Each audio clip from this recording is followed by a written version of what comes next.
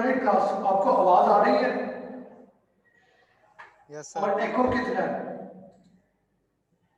यानी मैं जो भी बोल रहा हूँ आपको समझ आ रही है कि नहीं आ रही? यस सर आ रही है, बट एको है, थोड़ा सा मुझे इको समझ है आ सर। रहा है बहुत ज्यादा। और थोड़ा सा ही है, इतना तो नहीं है ना कि बिल्कुल ही कुछ समझ नहीं आती। सर थोड़ा ज्यादा।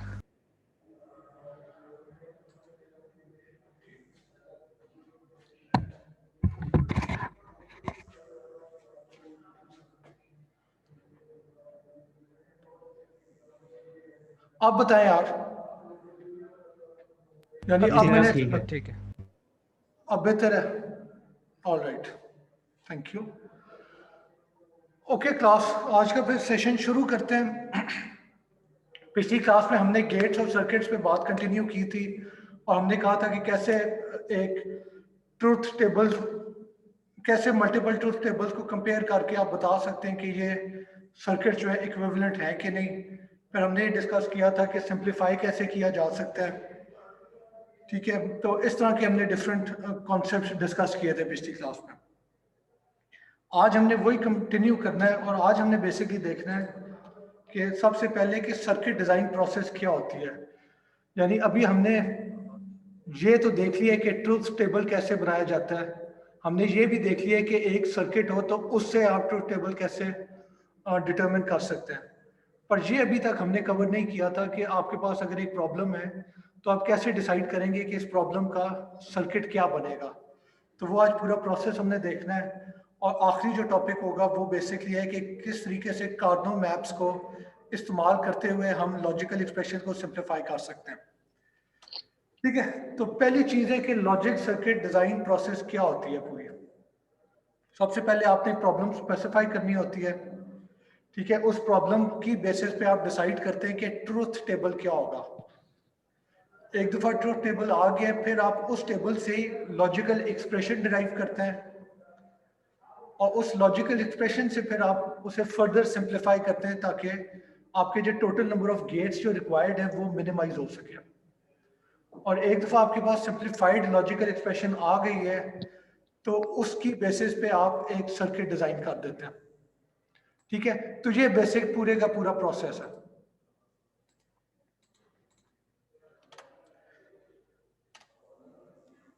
अब किसी भी ट्रूथ टेबल से अगर आपने लॉजिकल एक्सप्रेशन को डिराइव करना है तो उसके लिए दो तरीके होते हैं, एक सम ऑफ प्रोडक्ट फॉर्म होती है और एक प्रोडक्ट ऑफ सम फॉर्म होती है। इस कोर्स में हमारा फोकस सिर्फ सम ऑफ प्रोडक्ट्स पे होगा, पर दोनों सेम है। दोनों से आपका जो एंड रिजल्ट है वो आपको जो रिक्वायर्ड था वो मिल जाएगा। ठीक है, पर हमारा फोकस सिंप्लिसिटी के लिए सम ऑफ प्रोडक्ट्स पे। ठीक है, सम ऑफ प्रोडक्ट्स में होता क्या है कि आपका जो भी ट्रूथ टेबल है उसमें आप सबसे पहले डिटरमिन करते हैं कि कौन कौन सी रोज हैं जिनमें आउटपुट 1 आ रही है। सिर्फ उन रोज पे आप फोकस करते हैं, बाकी सारों को आप इग्नोर कर देते हैं। और उन रोज में जितने भी वेरिएबल्स हैं, अगर वेरिएबल की वैल्यू 1 है तो उसे आप एज इज ले लेते हैं, अगर वेरिएबल की वैल्यू 0 है तो उसका आप कॉम्प्लीमेंट ले लेते हैं यानी नॉट ले लेते हैं। फिर इस तरीके से जितने भी वेरिएबल्स थे उनको आप एंड करते हैं, तो ये एक रो को रिप्रेजेंट करने के लिए आपके पास टर्म आ जाएगी। अब जितनी भी रोज थे उन सारों के लिए आपके पास टर्म्स आएंगी, तो फाइनली उन्हें आप और कर देते हैं आपस में। तो ये basically sum of product form है जो कि आपको एक लॉजिकल एक्सप्रेशन दे देती है किसी भी ट्रूथ टेबल का। और इसका एक एग्जांपल देख लेते हैं। लेट्स सपोज हमने शुरू की क्लास में जो एग्जांपल किया था वो 3 इनपुट मेजॉरिटी फंक्शन था। यानी 3 इनपुट मेजॉरिटी में क्या होता है कि आपके पास 3 में से अगर 2 या तीनों इनपुट्स 1 है तो आपकी आउटपुट 1 होगी, वरना आपकी आउटपुट 0 होगी। ठीक है, तो इसमें हम देख सकते हैं कि सिर्फ ये रो और ये 3 रोज हैं जिनमें आउटपुट 1 है, बाकी सारों में आउटपुट 0 है। तो जिसमें आउटपुट 0 है उन रोज को आप इग्नोर कर दें। ठीक है, इन सारी रोज को आप इग्नोर कर देंगे और हमारा फोकस सिर्फ इन 4 रोज पे होगा। अब सबसे पहले आप पहली रो के पे आ जाए। आपने ए, बी और सी को इस तरीके से लिखना है कि इस इनपुट पे आपका जो एंड रिजल्ट है वो 1 आ जाए। यानी ए 0 है तो इसको आप कॉम्प्लीमेंट कर दें यानी नॉट, तो 0 को कॉम्प्लीमेंट किया 1 आ गया। B1 है तो उसे एज इज ले लें, C1 है उसे भी एज इज ले लें।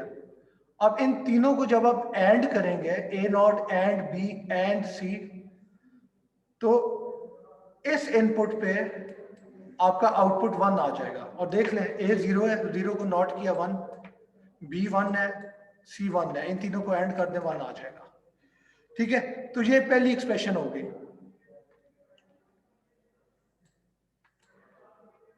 दूसरी एक्सप्रेशन पे आ जाए। A1 है उसे एज इज ले लिया, B0 है उसका कॉम्प्लीमेंट ले लिया यानी नॉट, और C1 है उसे भी एज इज ले लिया। तो अब अगर A1 है, B0 है 0 नॉट 1 और C1 है, तो इन तीनों को एंड करने 1 आ जाएगा। ठीक है, तो दो रोज की कॉरेस्पॉन्डिंग टर्म्स आ गई हैं। अब तीसरी रो पे आ जाए, तो A1 है, B1 है और C0 है। C0 है इसलिए आपने C का कॉम्प्लीमेंट ले लिया। अब इस एक्सप्रेशन में भी जब आप इस टर्म में जब आप 1 1 0 ऐड करेंगे, इनपुट करेंगे, तो आपका आउटपुट जो है वो 1 आ जाएगा। ठीक है, यानी A1 B1 C0 0 कॉम्प्लीमेंट 1। आखिरी रो में आ जाए, आखिरी रो में A B C तीनों 1 है, तो A B और C तीनों को आप ऐड कर दें, आपके पास 1 आ जाएगा। तो क्लास ये जो चार टर्म्स हैं ये बेसिकली इन रोज को रिप्रेजेंट कर रही हैं। ठीक है, अब इन सारों को आप और कर देंगे तो ये बेसिकली आपका फाइनल एक एक्सप्रेशन होगा, एक लॉजिकल एक्सप्रेशन होगा जो कि इस पूरे ट्रूथ टेबल को रिप्रेजेंट कर रही है। इस जुमले का क्या मतलब है कि ट्रूथ टेबल में जो भी इनपुट है उस इनपुट की बेसिस पे जो आउटपुट आ रही है, तो अगर वो वही इनपुट आप इस एक्सप्रेशन में डालेंगे तो वही आउटपुट आ जाएगी। ठीक है, हाँ जी दानियाल अहमद। सर जब इनपुट अगर ज़ीरो उसको हमने कॉम्प्लीमेंट करके 1 कर ही देना, तो उसको हमें इनपुट को चेक करने की क्या ज़रूरत, सबको ऐसे ही 1 1 1 कर दें। नहीं, हमने 1 नहीं करना। देखें ये एक मिनट, ये इनपुट ले लें A0 B C। ठीक है, अब इन सारी रोज में से कौन सी रो है जिसमें ये ट्रू होगा। एक्चुअली छोड़ दें, अभी ये चीज मैंने आगे आपको समझानी है। ठीक है, ये आपका जवाब क्लियर हो जाएगा इस चीज पे आ ओके जाए। Sir, okay. ठीक है, ना क्लियर हुआ तो आप मेरे से पूछना। ओके क्लास, अब देखिए ये एक्सप्रेशन है, तो हमने देखने कि आया वाकई ये एक्सप्रेशन इस ट्रूथ टेबल को रिप्रेजेंट कर रही है कि नहीं कर रही है। ठीक है, तो सबसे पहले आप इनपुट लें 0 0 0 और उस पे आउटपुट, मैं क्लियर कर दूं एक मिनट। चले, ये इनपुट है 0 0 0 और इस पे आउटपुट 0 आनी चाहिए। ठीक है, अब क्या ये बात दुरुस्त है? अभी देख लेते हैं। A 0 है तो इस पहली टर्म में रेड टर्म जो है इसमें A नॉट हो जाएगा 1, B 0 है और C 0 है। अगले पे आ जाए, A 0 B not 1 C 0, A 0 B 0 C not 1, A 0 B 0 C 0। ठीक है, अब क्लास जब आप 1 0 0 को ऐड करते हैं तो रिजल्ट 0 आ जाता है। यानी हमने कहा था कि अगर आपके पास मल्टीपल वेरिएबल्स हैं जिन्हें आप ऐड कर रहे हैं, तो अगर तो सारे 1 है तो आपकी आउटपुट 1 होगी, अगर सारे 1 नहीं है, कोई एक भी 0 हो गया है, तो आपका एंड जो है वो 0 रिटर्न करेगा। तो पहली जो टर्म है उस पर 0 आ गया। दूसरी टर्म पे आ जाए, जब आप 0 1 और 0 को एंड करते हैं तो यहाँ पे भी 0 आएगा। अगली टर्म पे आ जाए, जब आप 0 को 0 और 1 के साथ एंड करते हैं तो यहाँ पे भी 0 आ रहा है, और 0 एंड 0 एंड 0 यहाँ पे भी 0 आ रहा है। तो बेसिकली इन चारों टर्म्स का जो अपने अपने रिजल्ट्स आ रहे हैं वो जीरोज हैं। उन चारों को जब आप और करते हैं तो जीरो और जीरो और जीरो और जीरो, तो उसका रिजल्ट जो है वो जीरो ही होगा। और आपको नजर आ रहा है कि यहाँ पे रिजल्ट जीरो है। ठीक है, ये पॉइंट क्लियर है। यानी अगर इनपुट ए, बी और सी तीनों जीरो हैं तो आपका ट्रूथ टेबल आउटपुट जीरो दे रहा है, और जो हमने फंक्शन बनाया था, जो एक्सप्रेशन बनाई थी, वो भी उस इनपुट पे रिजल्ट जीरो ही दे रही है।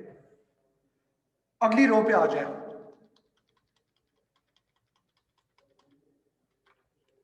अगली रो पे क्या है, ए और बी जीरो है पर सी वन है। तो यहां पे ए जीरो है, जीरो का कॉम्प्लीमेंट लिया वन, बी जीरो है, सी वन है। A zero, B zero, zero का कॉम्प्लीमेंट वन और सी वन है। A zero, B zero, C one है, वन का कॉम्प्लीमेंट जीरो, और तीसरा ए बी सी है तो वो जीरो जीरो वन है। अब क्लास इनको भी आप देख लें, जब आप वन एंड जीरो करते हैं, sorry one and zero and one, तो रिजल्ट जीरो आएगा। जब जीरो एंड वन करते हैं तब भी रिजल्ट जीरो आएगा। जीरो एंड जीरो जीरो हो गया, और जीरो एंड वन ये भी जीरो हो गया।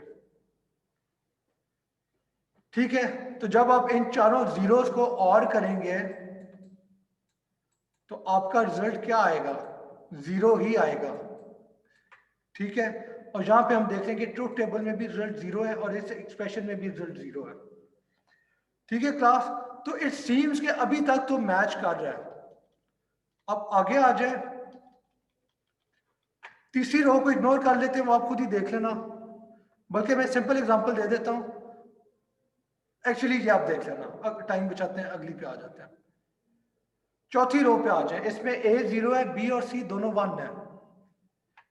ठीक है, तो ये तीन वैल्यूज पुट करें, ए जीरो है, जीरो का कॉम्प्लीमेंट वन, बी वन है, सी वन है। A zero, B complement one का कॉम्प्लीमेंट जीरो और सी वन है। A zero, B one, C one का कॉम्प्लीमेंट जीरो, और A B C, A zero, B one, C one. अब class यहाँ पे आप देख सकते हैं कि जब इस वैल्यू को आप जीरो एंड जीरो करेंगे तो रिजल्ट जीरो आएगा। जीरो एंड वन करेंगे तब भी रिजल्ट जीरो आएगा। जीरो एंड वन तब भी जीरो है। और यहाँ पे देख लें वन एंड वन, जब तीन वंस को आप एंड करते हैं तो रिजल्ट वन आता है। अब क्लास देखिए, वन को आप और कर रहे हैं जीरो के साथ, उसको और कर रहे हैं जीरो के साथ, और उसको और कर रहे हैं जीरो के साथ, तो ओवरऑल इस एक्सप्रेशन का रिजल्ट क्या आ रहा है, वन। तो और में अगर एक भी वन आ जाए तो इसका मतलब है पूरी एक्सप्रेशन का रिजल्ट वन आ गया। और आप देख सकते हैं कि ट्रूथ टेबल में भी वन ही था। ठीक है क्लास, ये पॉइंट क्लियर हुआ है। तो आपको नजर आ रहा है कि हमने जो भी एक्सप्रेशन बनाई है वो ट्रूथ टेबल के सिर्फ कॉरेस्पॉन्डिंग टर्म पे ही, इन टर्म्स पे ही वन होंगी, वरना वो एक्सप्रेशन जीरो है। एक और एग्जांपल देख लेते हैं जिसमें वन है। ठीक है, ये एग्जांपल देख लें, ए वन, बी वन और सी जीरो, इसकी कॉरेस्पॉन्डिंग टर्म कौन सी थी, ये वाली थी। तो दैट मीन्स कि इस पे जो है रिजल्ट वन आना चाहिए, बाकियों पे जीरो आ जाए बेशक। तो देख लेते हैं, ए वन है, कॉम्प्लीमेंट जीरो हो गया, बी वन है, सी जीरो है, इन तीनों को एंड करेंगे तो जीरो आ जाएगा।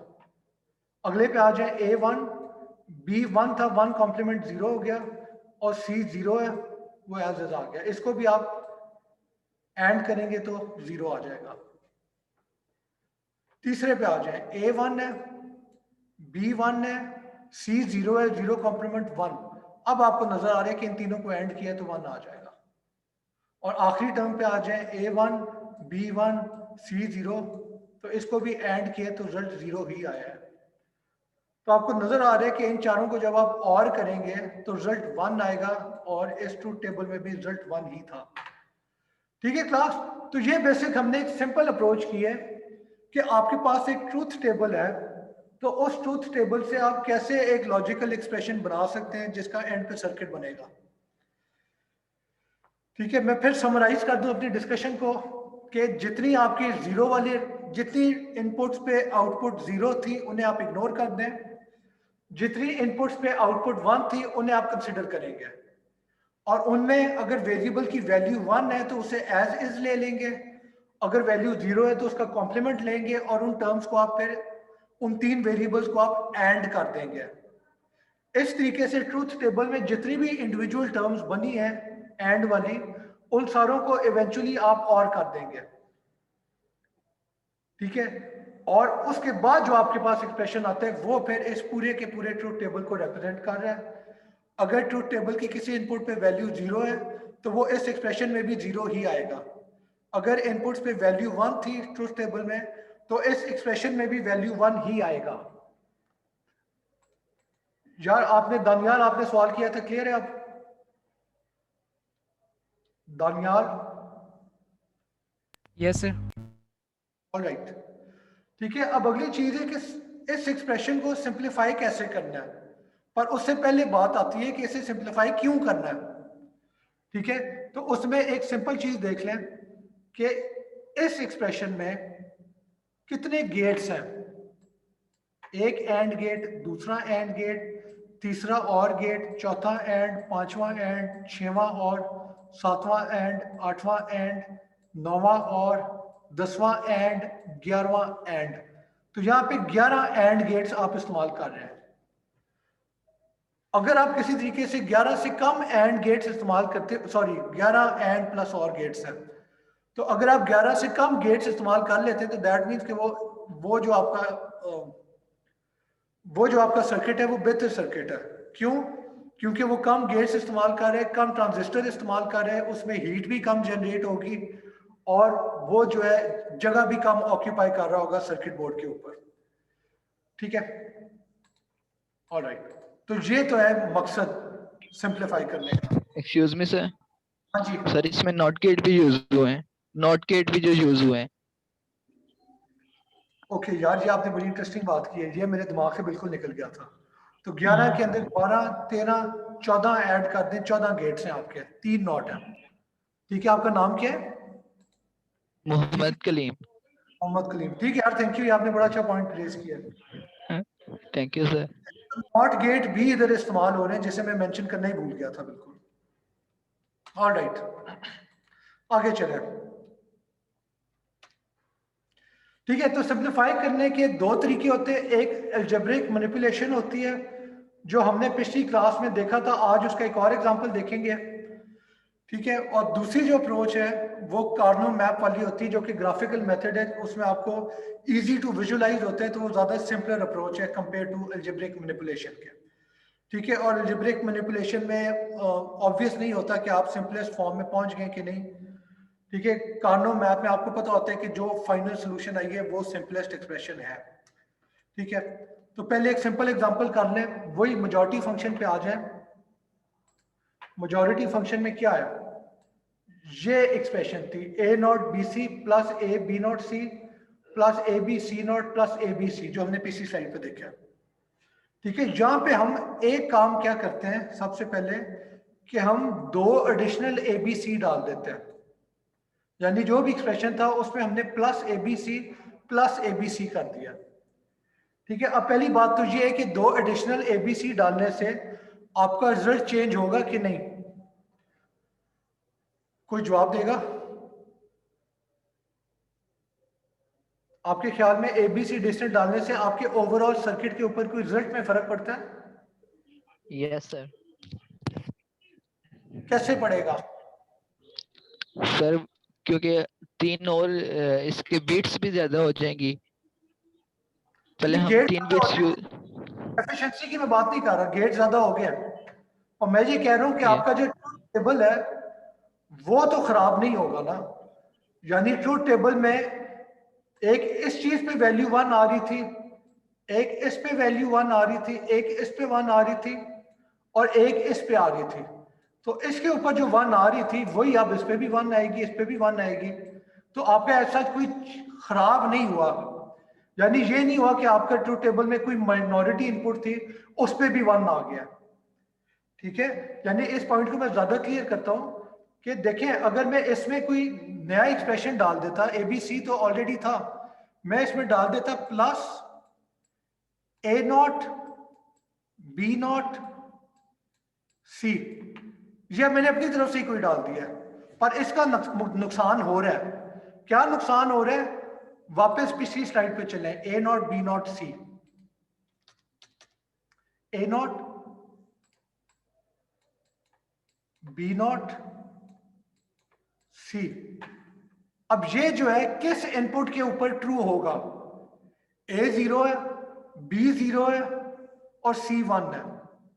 तो अगर ए 0 है, बी 0 है, ए 0 है तो कॉम्प्लीमेंट 1 हो गया, बी 0 है कॉम्प्लीमेंट 1 हो गया और सी 1 है।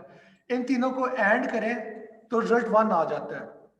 यानी अगर यहां पे मैं एक एडिशनल टर्म डाल देता ए नॉट बी नॉट सी, तो अब मसला क्या हो रहा है कि इस इनपुट के ऊपर आपकी आउटपुट 0 होनी चाहिए थी और वो आपको नजर आ रहा है कि वो आउटपुट 1 है। ठीक है, तो इसलिए अपनी तरफ से तो कोई टर्म नहीं डाल सकते, क्योंकि वो तो फिर पूरा मकसद ही खराब खत्म हो गया ना। वो तो फिर गलत मतलब इनपुट पे भी आउटपुट 1 आ रही होगी, जो कि ट्रूथ टेबल में नहीं है।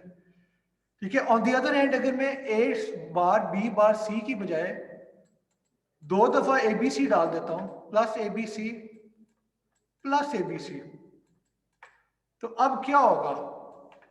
ये जो 3 टर्म्स हैं ये 1 कब होंगी? ये 1 सिर्फ तब होंगी जब ए 1 है, बी 1 है और सी 1 है, और वो आपको नजर आ रहा है कि वो तो उस पर वाकई ट्रूथ टेबल के मुताबिक भी 1 ही होना चाहिए था। ठीक है, तो मैं इस बात को समराइज कर दूं कि आप जो है आपके पास जो ओरिजिनल एक्सप्रेशन है, उस एक्सप्रेशन में अगर कोई टर्म इस्तेमाल हो रही है तो उस टर्म को आप मल्टीपल टाइम्स डाल सकते हैं। जैसे एबीसी इसका हिस्सा था तो मैंने 2 दफा एबीसी अपनी तरफ से डाल दिया। इससे ट्रूथ टेबल वाली किसी इनपुट पे फर्क नहीं पड़ेगा, पर इसका हमें फायदा क्या होगा वो अब हम आगे देखते हैं। सबसे पहले देखें कि आपकी ये एक टर्म है ए नॉट बी सी, और लेट सपोज इससे आप प्लस कर रहे हैं और कर रहे हैं ए बी सी के साथ। ठीक है, तो क्या बनेगा? A not B C plus A B C. तो पिछले लेक्चर में हमने देखा था कि आप जो है अलजेब्रिक मैनिपुलेशन करके इसमें से बीसी को कॉमन ले सकते हैं। बीसी बाहर आ गया और ब्रैकेट के अंदर क्या आएगा? ए नॉट प्लस ए। तो क्लास ए नॉट प्लस ए हमेशा क्या वैल्यू देगा? हाँ जी, 1 सर, 1 हमेशा देगा। 1 देगा, हमेशा 1, क्योंकि अगर ए 0 है तो ए कॉम्प्लीमेंट 1 हो जाएगा, और अगर ए 1 है तो ए कॉम्प्लीमेंट 0 होगा। तो 0 और 1 को आप और करें तो हमेशा 1 ही आता है। ठीक है, तो बेसिकली ये चीज बन गई है बी एंड सी एंड 1। पर किसी भी चीज को 1 के साथ एंड करें तो उसकी तुक नहीं बनती। क्यों? क्योंकि रिजल्ट जो है वो बीसी के ऊपर डिपेंड कर रहा है फिर, कि अगर बीसी दोनों 1 है तो 1 आएगा, अगर दोनों में से कोई एक भी 0 है तो 0 हो जाएगा। ये जो 1 के साथ एंड हो रहा था इसकी कोई भी कंट्रीब्यूशन नहीं है एक्सप्रेशन में, तो इसलिए इस 1 को हमने बाहर निकाल दिया। तो एंड रिजल्ट क्या बना? बीसी, बी एंड सी। आगे आ जाए, अगली टर्म में ए बी नॉट सी, और इसको भी आपने प्लस किया और किया ए बी सी के साथ, तो इसमें से ए सी कॉमन हो गया और B plus B not bracket के अंदर आ गया। पर वंस अगेन बी और बी नॉट जो है वो हमेशा 1 होगा, तो उस टर्म को भी आपने इग्नोर कर दिया है और एंड पे आपके पास ए एंड सी बचा है। आगे आ जाए, अगली टर्म में ए बी सी नॉट, इसको आपने और कर दिया ए बी सी के साथ। ठीक है, तो इसमें से ए बी कॉमन आ गए, सी और सी नॉट जो है वो ब्रैकेट में आ गया, तो ब्रैकेट वाली टर्म 1 हो जाएगी। तो एंड पे जो आपके पास चीज बचेगी वो ए बी है।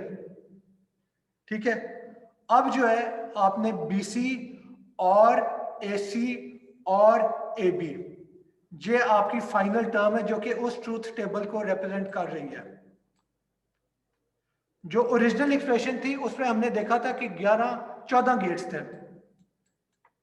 ठीक है, उस एक्सप्रेशन को आपने सिंप्लीफाई किया है तो आप कितने गेट्स हैं 1 2 3 4 5। अब आपके पास 5 गेट्स हैं तो आप देख सकते हैं कि कितनी ज्यादा सिंप्लीफिकेशन हो गई है। अब ट्रुथ टेबल की कोई वैल्यू इसमें डाल के देखते हैं कि रिजल्ट क्या आता है। ऑल जीरोस करते हैं, all zeros B0 C0 A0 C0 A0 B0, ये तीनों एंड के रिजल्ट जीरो आएंगे। उन जीरोस को जब आप और करेंगे तो फाइनल रिजल्ट आपका जीरो आ गया। ठीक है, तो दैट मीन कि पहली रो के मुताबिक तो ये एक्सप्रेशन ठीक ही लग रहा है। और चौथी रो देखते हैं 0 1 1, A0 है,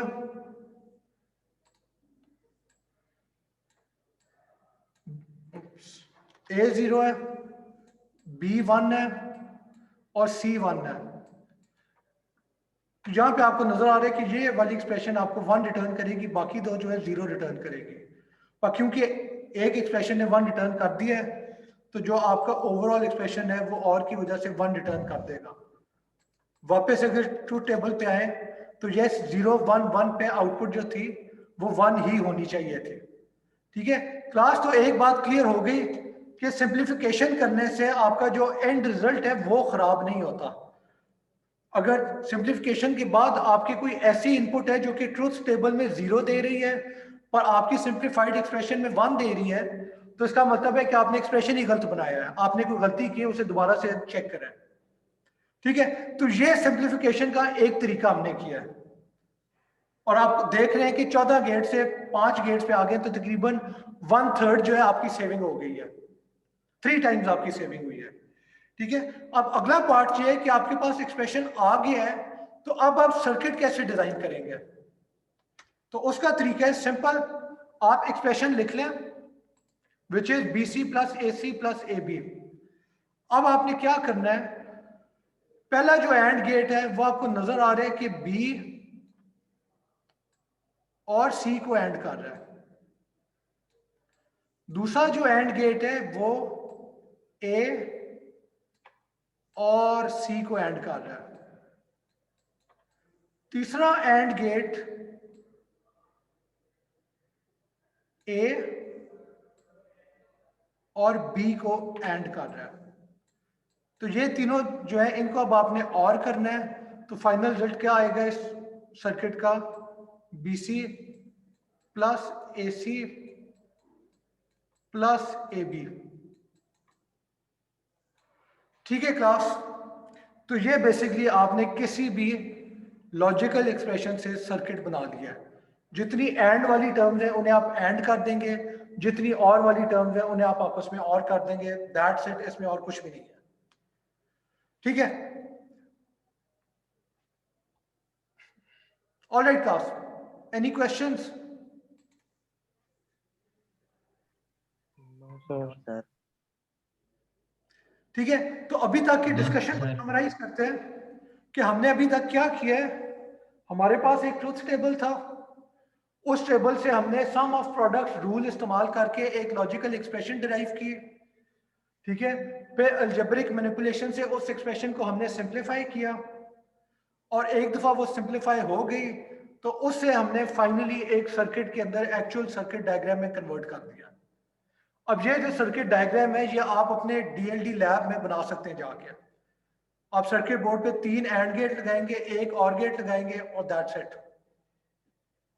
ठीक है, तो ये आप कोई भी काम, आप कोई भी सर्किट जो है इंप्लीमेंट कर सकते हैं और ये अच्छी प्रैक्टिस होगी कि आपको अगर मौका मिले कभी तो आप सिंपल एग्जांपल ले लें, even number checker, odd number checker, ठीक है, मेजॉरिटी फंक्शन, और उसको आप फिर किसी सर्किट में इंप्लीमेंट करें। ठीक है, ऑलराइट, मूविंग ऑन। आखिरी जो आज का टॉपिक है वो है कि किस तरीके से आप कार्नो मैथ इस्तेमाल करके किसी भी लॉजिकल एक्सप्रेशन को सिंप्लीफाई कर सकते हैं। ठीक है, तो कार्नो मैप बनाने से पहले हम समझ लें कि कार्नो मैप है क्या। तो क्लास देखें, ये एक बेसिकली आप समझ लें कि एक टेबल है, टेबल में जो रोज है इस टेबल पे पहले बात करते हैं। जो रो है वो रिप्रेजेंट कर रही है कि ए की वैल्यू क्या है, ए की वैल्यू 0 है तो ये रो है, ए की वैल्यू 1 है तो ये रो है, और कॉलम रिप्रेजेंट कर रहा है कि बी की वैल्यू क्या है, बी 0 है तो यहाँ पे इस कॉलम की बात हो रही है, बी 1 है तो इस कॉलम की बात हो रही है। ठीक है, और लेट्स सपोज आपके पास एक ट्रूथ टेबल है ए बी, उसमें इनपुट है और एक उसमें आउटपुट है। लेट्स सपोज ए की वैल्यू 0, बी की वैल्यू 0, तो आउटपुट जो है लेट्स सपोज 0 है, ए 0 है बी 1 है तो आउटपुट 1 है, ए 1 है बी 0 है तो आउटपुट 1 है, और ए 1 है बी 1 है तो लेट्स सपोज आउटपुट 0 है। तो अब इस कार्नो टेबल को या कार्नो मैप को कैसे पॉपुलेट करेंगे? तो आप देखिए ए बी जो है, ए 0 इधर है, बी 0 इधर है, तो ये सेल रिप्रेजेंट कर रहे हैं जब ए और बी दोनों 0 है, और वहां पे आउटपुट क्या थी 0। आगे आ जाए ए 0 बी 1, वो ये वाला दूसरा वाला कॉलम है, सॉरी ग्रेट सेल है, इस सेल में ए 0 है और बी 1 है, तो वहां पे आउटपुट 1 होनी चाहिए थी। तीसरा क्या है, A1 B0, जो कि A1 इधर है और B0 इधर है, तो इस सेल में आप आ जाएंगे और जहां पे आउटपुट क्या आ रही है 1। और आखिरी रो है A1 B1, जो कि ये वाला सेल है, तो उस पे ट्रूथ टेबल से आप देखें आउटपुट 0 है तो आपने 0 लिख दिया। ठीक है क्लास, तो ये एक ट्रूथ टेबल से कार्नो मैप को पॉपुलेट करने का तरीका है। अभी तो हमने सिंपलेस्ट एग्जांपल लिया है जिसमें सिर्फ 2 इनपुट है, 2 वेरिएबल्स हैं। ठीक है, ज्यादा इन्वॉल्व एग्जांपल लेना है तो अगला टेबल देखें, जहां पे ए बी और सी वेरिएबल्स हैं। ये सेल किस चीज को रिप्रेजेंट कर रहा है, उस इनपुट को जिसमें ए 0 है बी 0 है और सी 0 है। ये सेल रिप्रेजेंट कर रहा है उस इनपुट को जब ए 1 है और बी और सी 0 है। ये सेल रिप्रेजेंट कर रहा है उस इनपुट को जिसमें ए 0 है बी 0 है और सी 1 है। ये सेल है A1 B0 C1। ठीक है, और इस तरीके से आप बाकी चार भी देख सकते हैं। यहां पे मैं एक बस चीज स्पेसिफाई करना चाहूंगा कि आप लोग अगर अपना टेबल बना रहे होते हैं तो चांसेस वर कि आपने करना था पहले कॉलम जो है वो 0 0 होता, अगला कॉलम 0 1 होता, उससे अगला कॉलम 1 0 होता और उससे अगला कॉलम 1 1 होता। ठीक है, कितनों ने ये करना था, क्या ख्याल है, आप लोग यही करते हैं? Yes. Yes, sir. Yes, sir. क्योंकि बाइनरी में काउंटिंग क्या होती है, 0 0 0 1 1 0 1 1। Oh, sir. अगर आप सिंपल काउंटिंग कर रहे हैं तो आप पहले कॉलम को 0 0 कहेंगे, अगले कॉलम को 0 1 कहेंगे, उससे अगले को 1 0 और उससे अगले को 1 1। ठीक है, पर कार्नो मैप में आपने याद रखना है कि ऐसे नहीं करना। कार्नो मैप में याद रखें कि एक सेल से दूसरे सेल में सिर्फ एक बिट को चेंज होने की इजाजत है। यानी यहां पे आप देखें ए सॉरी बी और सी दोनों 0 है, यहां पे बी चेंज नहीं हुआ, सी 1 हो गया। आगे आ जाए, यहां पे बी 0 सी 1 था, यहां पे बी जो है वो 0 से 1 हुआ है, सी जो है 1 से 1 ही रहा है, आपने सिर्फ एक ही बिट को चेंज किया है। और यहां से जब इधर मूव करते हैं तो देखें कि बी जो है वो 1 से 1 रहा है और सी जो है वो 1 से 0 हो गया। ठीक है, तो रूल ये है कि कार्नो मैप में आपने इस तरीके से नंबरिंग करनी है कि बिटवीन टू सेल्स आपके कोई एक बिट ही चेंज हो रही हो, 2 बिट्स ना चेंज हो रही है, वो फिर आपका पूरा कार्नो मैप गलत हो जाता है और एंड पे जो आपका एक्सप्रेशन बनेगा वो सारे का सारा मैस अप हो जाएगा। ठीक है, सिमिलरली जो 4 वेरिएबल कार्नो मैप है इसमें भी आप देख सकते हैं कि यहाँ पे 0 0 है, फिर 0 1 है सिर्फ एक बिट चेंज हुई, फिर 1 1 है सिर्फ एक बिट चेंज हुई, और फिर 1 0 है सिर्फ एक बिट चेंज हुई। सिमिलरली रो वाइज देखें 0 0 0 1, फिर 1 1 आया है और उसके बाद 1 0 आया है। 1 0। ठीक है, तो ये क्यों हम ऐसे कर रहे हैं? ठीक है, ये रूल है बेसिकली कि आपने कार्नो मैप को इस तरीके से इंप्लीमेंट करना होता है। हाँ जी दानियाल, सर कोई एग्जांपल बता दें ऐसी जिसमें अभी कि करते हैं। इस तरह करने से एरर आए कि 1 0 से करने से एरर। ठीक है,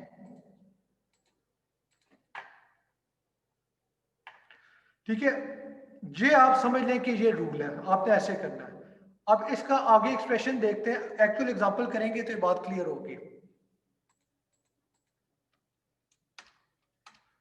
ठीक है, कार्नो मैप वैसे तरीका क्या है, जल्दी से मैं ब्रीफ ओवरव्यू दे दूं एल्गोरिथम का, फिर उसकी डिटेल में जाते हैं।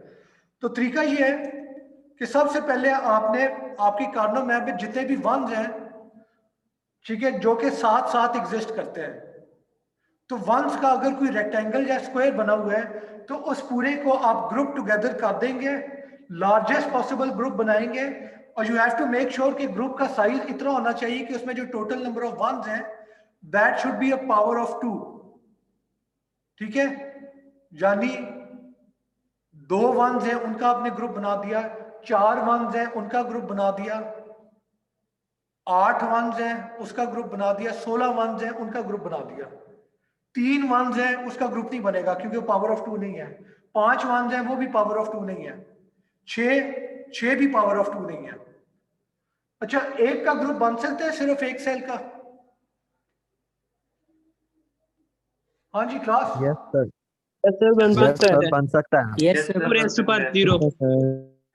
2 raised to the power 0 is 1, तो इसलिए एक का भी ग्रुप बन सकता है। ठीक है, तो पहले आपने ग्रुप बना लेने, फिर हर ग्रुप में आपने देखना है कि कौन सा वेरिएबल है जिसकी वैल्यू चेंज हो रही थी। ठीक है, यानी BC अगर 0 0 था एक सेल में और अगले सेल में 0 1 है, तो दैट मीन्स कि C की वैल्यू चेंज हो रही है। तो जिसकी वैल्यू चेंज हो रही है उसे आप इग्नोर कर देंगे, बाहर फेंक दें। और जिन वेरिएबल की वैल्यू बिटवीन दो सेल्स चेंज नहीं हो रही, तो वो वेरिएबल उसकी अपनी वैल्यू अगर 0 है तो आप एक कॉम्प्लीमेंट ले लेंगे, सॉरी वेरिएबल कॉम्प्लीमेंट, और अगर वैल्यू 1 है तो उसको एज इज ले लेंगे। इसका एक एक्चुअल एग्जांपल देखते हैं ताकि पॉइंट क्लियर हो। ठीक है क्लास, राइट पे आपका 3 इनपुट मेजॉरिटी फंक्शन है जो कि हम बहुत ज्यादा दफा कर चुके हैं। ठीक है, सबसे पहले आप क्या करेंगे, इस कार्नो मैप को पॉपुलेट करेंगे। लेट्स सपोज पहला सेल में क्या लिखा हुआ है, A0 B0 C0, A0 B0 C0, वहां पे आउटपुट 0 होनी चाहिए, तो आपने देख लिया कि 0 ही लिखी हुई है। आगे आ जाए, A0 B0 C1, A0 B0 C1, उस पर भी आउटपुट 0 है, आपने 0 लिख दिया। A0 B1 C1, A0 B1 C1, वहां पे आपको नजर आ रहा है कि आउटपुट 1 है, तो यहां पे आपको देख सकते हैं कि यहां पे हमने 1 एंटर किया। आगे आ जाए, A0 B1 C0, A0 B1 C0, यहां पे आउटपुट 0 है, आपने यहां पे 0 लिख दिया। आगे आए, A1 BC zeros, A1 B0 C0, output 0 है, लिख दिया। A1 B0 C1, यहां पे भी आउटपुट 1 है, तो आपने यहां पे लिख दिया। अगला जो है A1 B1 C1, वहां पे आउटपुट 1 है, आपने लिख दिया। और आखिरी है A1 B1 C0, वहां पे भी आउटपुट 1 है, और वो आप देख सकते हैं हमने 1 एंटर कर दिया। ठीक है क्लास, तो ये बेसिकली आपने अभी जो है कार्नो मैप को सिर्फ पॉपुलेट किया है। ठीक है, अब जल्दी से देख लें कि इन रियलिटी ये टर्म किसे रिप्रेजेंट कर रही थी, तो ये रिप्रेजेंट कर रही थी A0 B C को, ये टर्म रिप्रेजेंट कर रही है A B0 C को, ये रिप्रेजेंट कर रही है A B C, thank you, और ये आखिरी टर्म रिप्रेजेंट कर रही है A B C नॉट को। ठीक है, यहां तक क्लियर है आपको? ठीक है, कि कार्नो मैप का हर सेल जो है वो किस वैल्यू को रिप्रेजेंट करता है। ठीक है, अब हमने बात करनी है कि इसे सिंप्लीफाई कैसे किया जाए। ठीक है, तो सिंप्लीफाई करने का क्या तरीका है,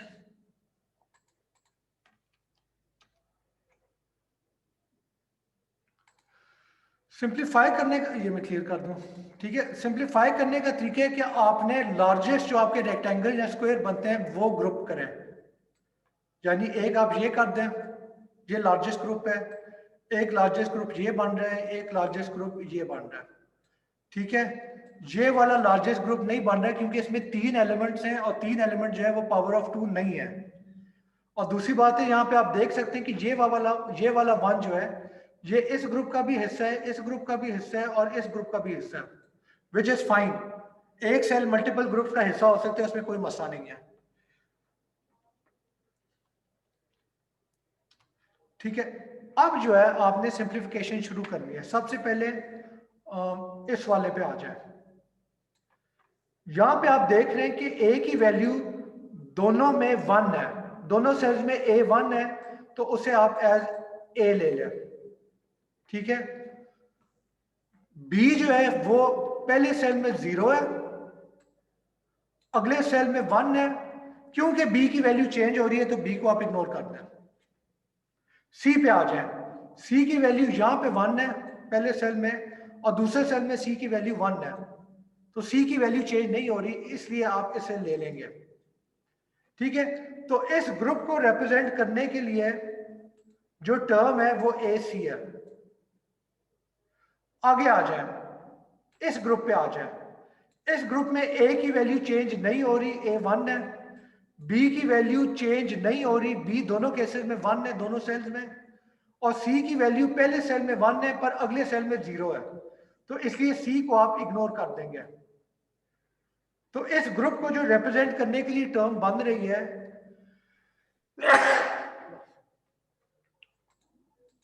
तो ये जो टर्म बन रही है ये आपको नजर आ रहा है कि ए बी है, ये इस पूरे ग्रुप को रिप्रेजेंट कर रहा है। आखिरी ग्रुप जो रह गया था वो ये है, इसके बाद सारे वंस कवर हो जाएंगे। अगर ये इंक्लूड ना करते तो ये वाला वन जो है वो खाली रह जाता। ऑलराइट, तो अब आप इस ग्रुप को कैसे सिंप्लीफाई करते हैं। आप देखें कि ए की वैल्यू 0 से 1 तक चेंज हो रही है, पहले सेल में 0 है, दूसरे में 1 है, इसे आपने ड्रॉप कर दिया। बी की वैल्यू दोनों सेल्स में 1 है, सी की वैल्यू दोनों सेल्स में 1 है, तो जहां पे जो रिप्रेजेंटेटिव टर्म आ गई है वो फिर बीसी है।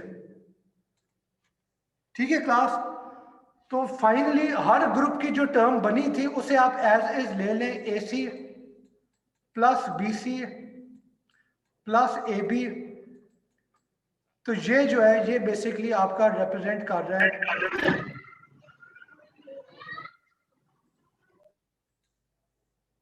ये जो ग्रुप है ये रिप्रेजेंट कर रहे हैं एक्सप्रेशन इस पूरे के पूरे कार्नो मैप को, इस पूरे के पूरे ट्रूथ टेबल को।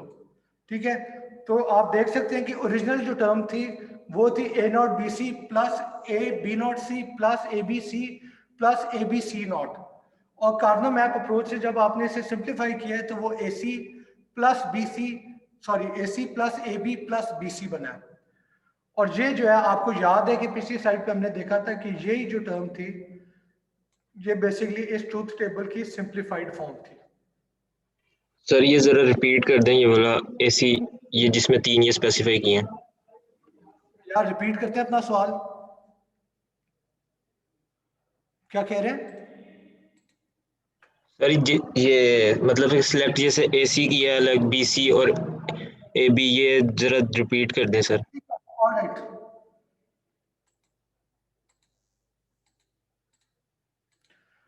ठीक है क्लास, देखिए मैं फिर रिपीट कर देता हूं। चले यहां पे कार्नो मैप एक अलग बनाते हैं।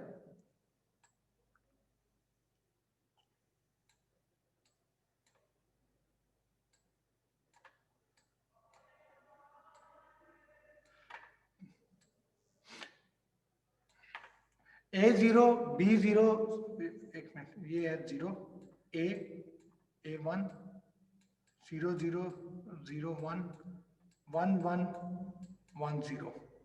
ठीक है, ये BC है, ये A है। ऑलराइट क्लास, पहली रो पे आ जाए, A0 B0 C0 और उसकी आउटपुट क्या है 0, यहां पे आपने 0 लिख दिया।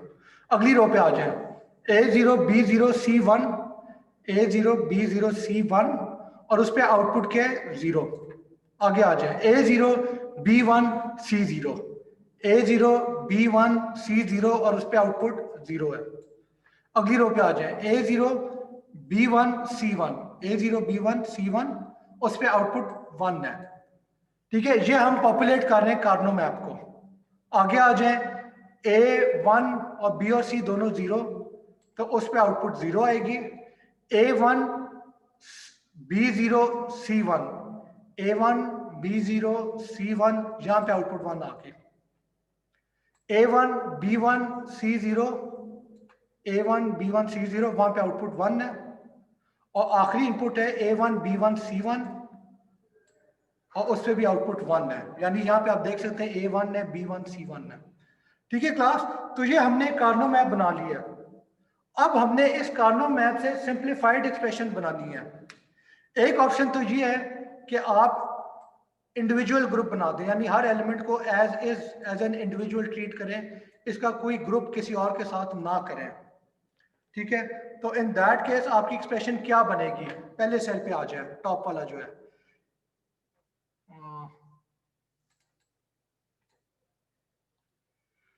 ठीक है, पहले इस सेल पे आ जाए जिसके ऊपर मैंने माउस रखा हुआ है।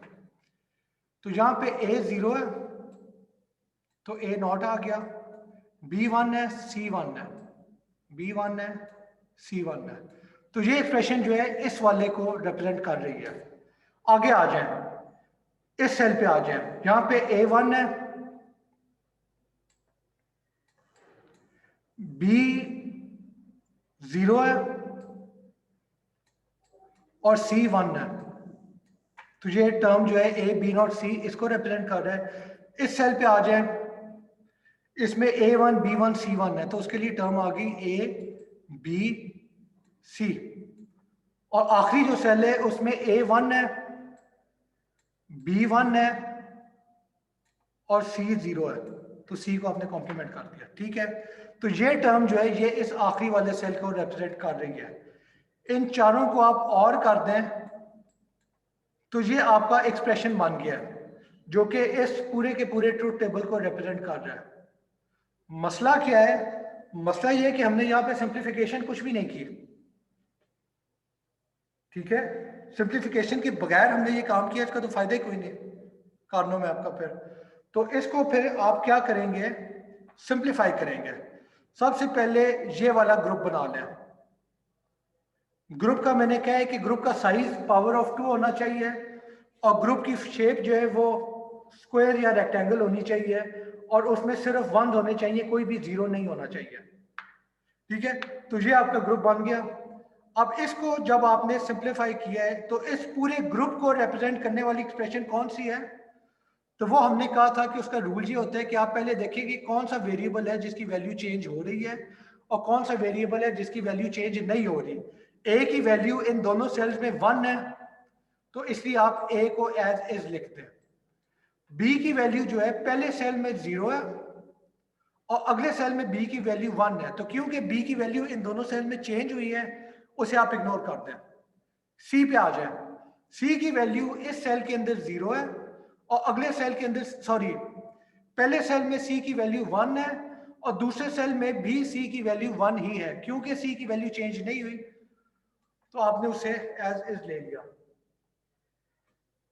आगे आ जाए, अगला ग्रुप, ये वाला ग्रुप, इसमें ए की वैल्यू चेंज नहीं हुई, 1 है तो उसे एज इज ले लिया। बी की वैल्यू दोनों में 1 है तो बी को भी ले लिया, और सी की वैल्यू पहले सेल में 1 है, अगले सेल में 0 है। सी की वैल्यू क्योंकि चेंज हो रही है तो उसे आप इग्नोर कर देंगे। तो ये जो ए बी टर्म है ये बेसिकली दूसरे ग्रुप को रिप्रेजेंट कर रही है। और आखिरी ग्रुप ये है, इस ग्रुप में ए की वैल्यू चेंज हो रही है 0 से 1, तो इसलिए आप इसे इग्नोर कर देते हैं, 0 से 1 चेंज हुई है तो ए को आप इग्नोर कर दें। बी की वैल्यू 1 है दोनों में, तो बी को एज इज ले लिया, और सी की वैल्यू भी 1 है तो उसे भी एज इज ले लिया। बाय द वे, अगर सी की वैल्यू 0 होती है तो फिर आप सी की बजाय सी नॉट लेते हैं, पर खैर वो इस एग्जांपल से हटके तो चले छोड़ा। ठीक है क्लास, तो इन 3 ग्रुप्स को रिप्रेजेंट करने के लिए ये 3 टर्म्स आई हैं, इन्हें आप और कर दें तो जो ओवरऑल एक्सप्रेशन बनेगा वो इस ट्रूथ टेबल को रिप्रेजेंट कर रहा है, AC plus AB plus BC। पीछे जाके देख लेते हैं कि हमने जो सिंप्लीफाई किया था उसमें भी AB plus BC, AB plus AC plus BC ही था। ठीक है, तो यहां से आप देख सकते हैं कि ये सिंप्लीफाइड एक्सप्रेशन हमने अलजेब्रिक मैनिपुलेशन से जो अचीव की थी वही काम हम यहाँ पे कार्नो मैप के थ्रू अचीव कर रहे हैं। तो ये पूरा एक्सप्रेशन जो है ये अब सिंप्लीफाइड एक्सप्रेशन है। हाँ जी, एनी क्वेश्चन? एक मिनट। हाँ जी class, any questions? Usman, Umar? Sir अगर ये हमने और ही करना था तो हमने इसको क्या कहते हैं कंप्लीमेंट क्यों लिया? कॉम्प्लीमेंट किधर लिया, किसकी बात कर रहे हैं? सर ये मैं जो आपने फुल एक्सप्रेशन बनाया A prime B C plus A B हाँ। प्राइम सी वो वाला। तो उसमें नॉट क्यों लिया है? यस सर, अगर हमने उसको और ही करना था तो। ठीक है, देखिए क्लास, पहली बात तो ये है कि पिछली जो स्लाइड थी वहां से आपको क्लियर हो जाना चाहिए कि ये एक्सप्रेशन आया कहां से है। ए बी सी नॉट कहां से आया है, ए नॉट बी सी कहां से आया है, ए बी नॉट सी और ए बी सी कहां से आया है। ठीक है, फिर आपको ये क्लियर होना चाहिए कि इन चारों टर्म्स को आपने और क्यों किया आपस में। ठीक है, तो ये तो हम डिस्कस कर चुके हैं। अब अगली बात ये है कि इसमें से हमने सी नॉट को बाहर निकाल दिया है, बी नॉट को भी बाहर निकाल दिया है और ए नॉट को भी बाहर निकाल दिया, जो फाइनल सिंप्लीफाइड एक्सप्रेशन है। तो उसकी फिर क्या वजह है, फिर हम A not B not C not रखते ही ना। तो क्लास ये जो है अगली साइड पे होपफुली क्लियर हो जाएगा। और वो ये है कि हमने किया क्या है बेसिकली कार्नो मैप में। सिंपल एग्जांपल है, पिछला कार्नो मैप ये है जिसमें ये दो सेल लेट्स सपोज 1 थे और इनको हम कंसिडर कर रहे हैं। जो पहला सेल है लेफ्ट मोस्ट, उसमें A1 है, उसकी जो कॉरेस्पॉन्डिंग टर्म है उसमें A1 है, B0 है इसलिए B कॉम्प्लीमेंट हो गया और C1 है तो वो एज इज आ गया। दूसरी टर्म जो है वो क्या है, उसमें A1 है, ये मैं इस टर्म की बात कर रहा हूं, इसमें A1 है, B1 है और C1 है। ठीक है, तो ये जो बेसिकली हमने ग्रुपिंग की है that was the same as, that was an equal to, equivalent था बेसिकली इस ऑपरेशन का कि इन दोनों में से आपने ए सी को कॉमन लिया है और ब्रैकेट के अंदर क्या बचा है, बी कॉम्प्लीमेंट प्लस बी। तो बी कॉम्प्लीमेंट प्लस बी हम ऑलरेडी देख चुके हैं कि ये 1 होता है। तो एंड पे जो फिर इसे सिंप्लीफाई करेंगे तो क्या टर्म बन जाएगी, ए एंड सी एंड 1, और 1 की कोई तुक नहीं बनती, उसे इंक्लूड करने की, रिडंडेंट है, उसे निकालना है। तो फाइनल टर्म ए एंड सी बन गई। तो बेसिकली कार्नो मैप ने वही काम किया है जो कि हमने इस अलजेब्रिक मैनिपुलेशन में किया था। यानी जो हमने ग्रुप बनाए थे उसमें एबीसी वाली टर्म जो थी, एबीसी वाली टर्म जो है आप देख रहे हैं कि ये कॉमन 3 दफा आ रही है। हमने 2 दफा एक्स्ट्रा डाल दी थी एबीसी, क्यों? इसलिए कार्नो मैप में वही चीज अगर आप देखें तो आपको नजर आएगा कि एबीसी वाली टर्म जो है वो ये टर्म है, वो इसके साथ भी ग्रुप हो रही है, वो इसके साथ भी ग्रुप हो रही है और वो इसके साथ भी ग्रुप हो रही है। ठीक है, तो यही काम बेसिकली हमने अलजेब्रिक मैनिपुलेशन में भी किया था। और इसको जो हम सिंप्लीफाई करते हैं तो बेसिकली वो इस वजह से सिंप्लीफाई हो जाता है कि आपकी जो चेंज हो रही है टर्म बी और बी कॉम्प्लीमेंट, उसको जब आप ब्रैकेट में लेके और करते हैं तो रिजल्ट 1 आ जाते हैं, तो उसे आप फिर ड्रॉप कर देते हैं और ब्रैकेट के बाद जो ए सी बच गया था वो आपकी रिप्रेजेंटेटिव टर्म है।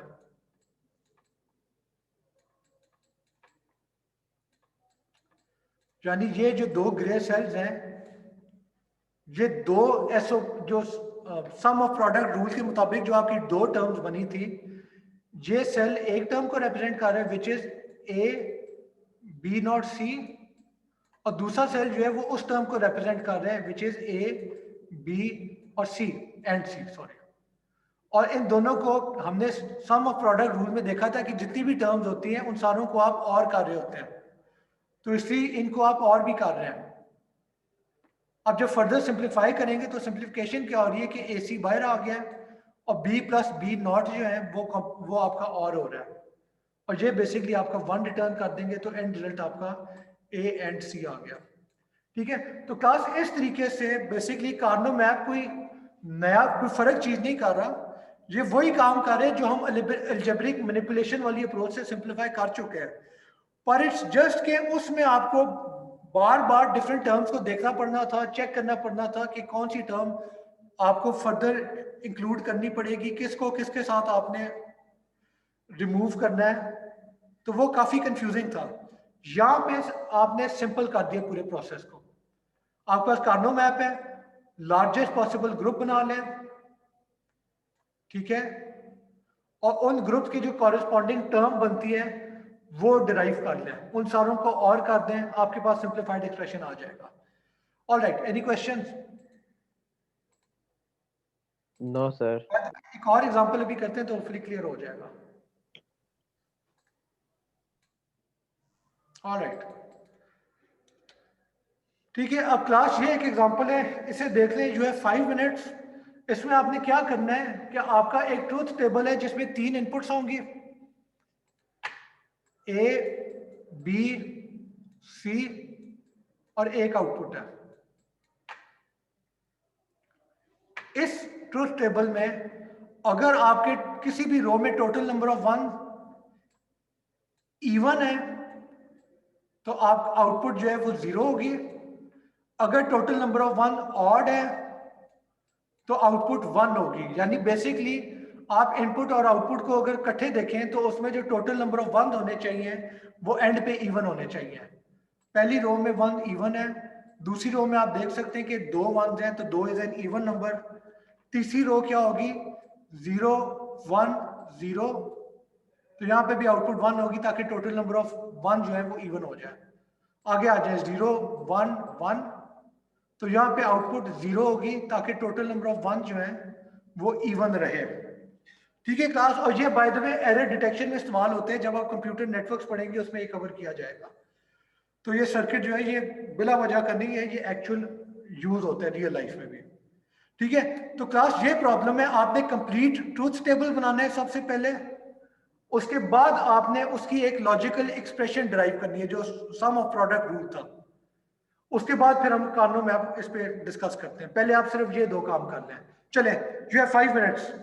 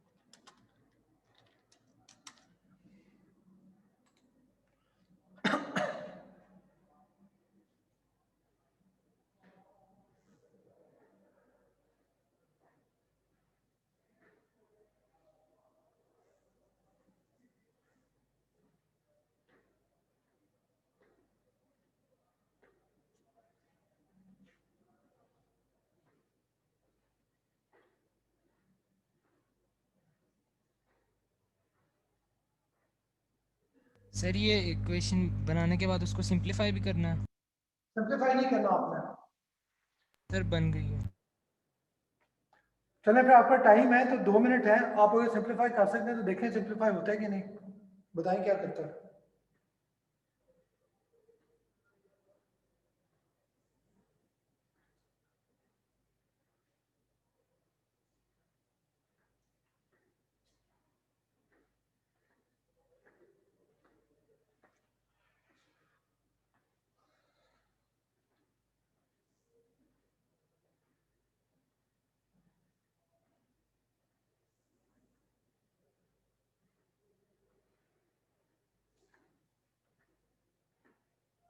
ऑलराइट क्लास, इसका सॉल्यूशन देख लेते हैं। बाय द वे कितनों का हो गया है, हैंड रेज करते हैं।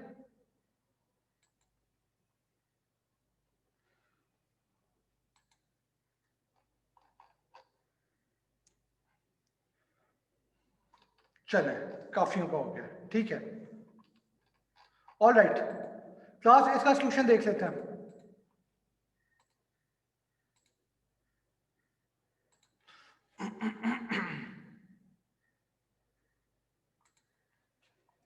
ये ट्रूथ टेबल है और आप देख रहे हैं कि हर रो में जो टोटल नंबर ऑफ वंस है वो इवन है। यहाँ पे 2 हैं, यहाँ पे भी 2 हैं, यहाँ पे भी 2 हैं, यहाँ पे भी 2 हैं, इवन नंबर 2, और आखिरी रो में 4 वंस हैं। ठीक है, तो ये आपका ट्रूथ टेबल है।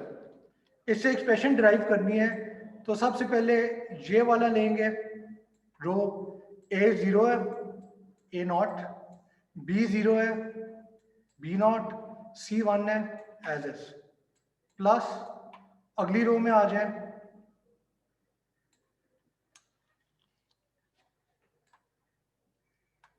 अगली रो में क्या हो रहा है, A 0 है तो A नॉट आ गया, प्लस B 1 है तो एज इज आ गया, oops sorry, B and C 0 है तो C नॉट आ गया। तीसरी रो पे आ जाए, A 1 है, B 0 है इसी उसको नॉट कर दिया, C 0 है उसको भी नॉट कर दिया, ठीक है। प्लस आखिरी टर्म पे आ जाए, A 1 है, B 1 है, C 1 है। तो क्लास ये जो पूरी एक्सप्रेशन है ये इस ट्रूथ टेबल को रिप्रेजेंट कर रही है, ठीक है। A not B not C plus A not B C not plus A B not C not plus A B C, ठीक है। अब अगर इसका हम कार्नो मैप बनाएं,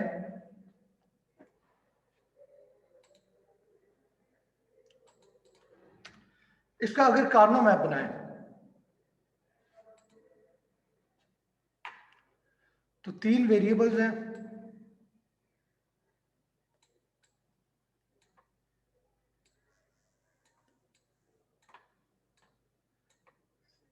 यहां पे A आ जाएगा, A 0, A 1, और ऊपर जो है BC आ जाएंगे, B 0, C 0। यहां पे क्या आएगा, कोई वॉलंटियर करे? 0 1 0 1 0 1 sir. 0 1 1 1 1 1 ये 1 ये जरूर 1 0 1 0. 1 0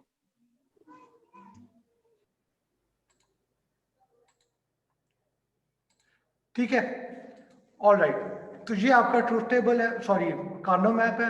इसे आप पॉपुलेट करना शुरू करते हैं। A 0 B 0 C 0 output 0, A 0 B 0 C 1 output 1, A 0 B 1 C 1 output 0, A 0 B 1 C 0 output 1। आगे आ जाए, A 1 B 0 C 0, A 1 B 0 C 1, वहां पे 0 आ गया। अगला है A 1 B 1 C 1, आखिरी रो, यहाँ पे 1 आ गया। और सबसे आखिरी सेल है A 1 B 1 C 0, वहां पे 0 आ गया। तो क्लास ये आपका कार्नो मैप बना है। इसको आप सिंप्लीफाई कर सकते हैं? कौन जवाब देगा? क्लास ये सिंप्लीफाई हो सकता है?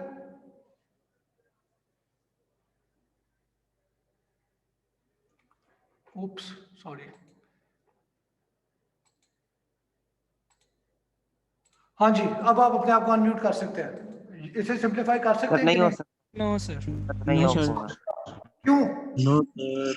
सर क्योंकि इसमें कोई भी ग्रुप्स नहीं बन रहे। सर ग्रुप्स नहीं बन रहे इसमें। आज इसमें कोई भी ग्रुप नहीं बन रहा। सिंप्लीफिकेशन तब होती है जब आपके ग्रुप साइज जो है वो या तो 2 हो, या 4 हो, या 8 हो, या 16 हो, या 32 हो, या उससे बड़ा 64 हो। पावर ऑफ 2 का ग्रुप साइज होना चाहिए। ठीक है, यहाँ पे ग्रुप साइज जो है वो 1 नहीं बन रहे, ये 4 ग्रुप्स है, तो इसको आप कोई भी सिंप्लीफाई नहीं कर सकते।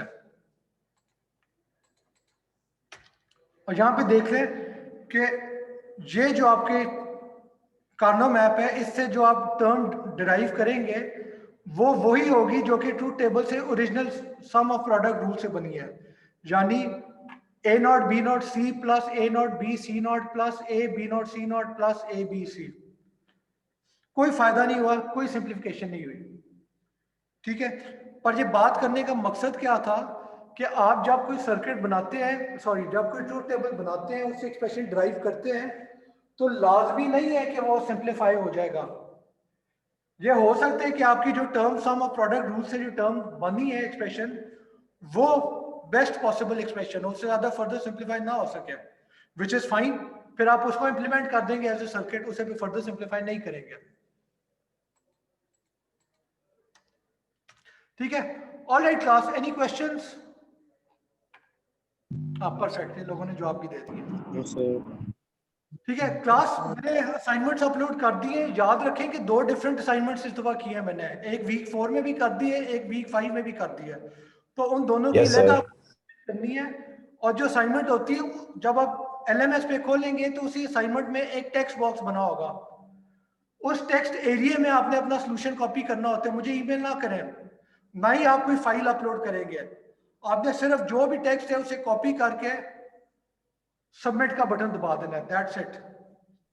ठीक है सर, मैं वही सर मैंने लास्ट टाइम MS पे बना के कॉपी करके पेस्ट की थी यार, सर, आप जब आप अपने वर्ड फाइल बनाए, नोटपैड में बनाए, जहां मर्जी बनाए, एंड पे उस सारे को कॉपी कर लें, Ctrl+C, फिर LMS में जो टेक्स्ट बॉक्स बना हुआ है उसमें क्लिक करके पेस्ट करते हैं, Ctrl+V। Excuse me sir. बस पेस्ट ठीक है, करनी। और फिर आप सर- सबमिट करते हो, आपका मसला हो जाएगा, ठीक हो जाएगा। सर मेरा जब मैं खोलता हूँ ना वो क्वेश्चंस जो आपने लिखे हुए हैं, उसमें कुछ ग्रे बॉक्सेस शो होते हैं कैरेक्टर्स की जगह, तो वो मुझे कंफ्यूजन है, उसमें कोई 1 0 मेरा मिस ना हो जाए फिर वो। ग्रे बॉक्स कहाँ पे शो हो रहा है? सर वो कैरेक्टर्स शो नहीं हो रहे थे, ब्लैंक ग्रे बॉक्सेस शो हो रहे थे, 1-2 कैरेक्टर्स हैं ऐसे, वो पता नहीं क्यों हो रहे। यार आप एक काम प्लीज कर सकते हैं, उसका एक तस्वीर खींचे, स्क्रीनशॉट लें, यस सर, मैं मुझे लिया हुआ email कर- स्क्रीनशॉट। मुझे ईमेल कर दे, मैं देखता हूँ। ठीक है, ओके सर। ऑल राइट, और कुछ क्लास? ये हाँ, चैट सर।